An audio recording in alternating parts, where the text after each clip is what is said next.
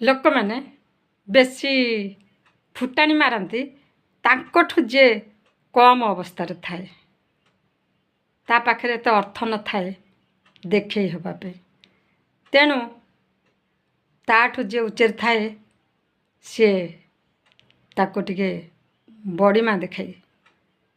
ହେଲେ ଦର୍ଶକ ବନ୍ଧୁ, ସେ ଯେଉଁ ବଡ଼ିମା ଆମେ ଦେଖାଉ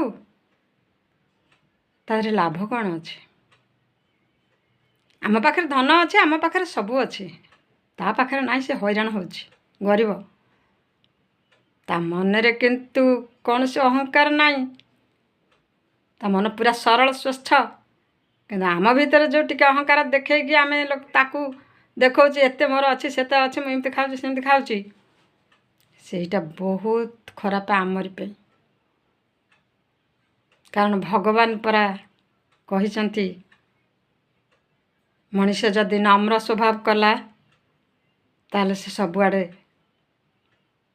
ଭଲ ବୋଲିକି ସମସ୍ତେ କହିବେ, କିନ୍ତୁ ଯଦି ଉଦ୍ଧତ ହେଲା ତାହେଲେ ଚାବୁକ ପାହାର ନିଶ୍ଚିତ ଖାଇବ।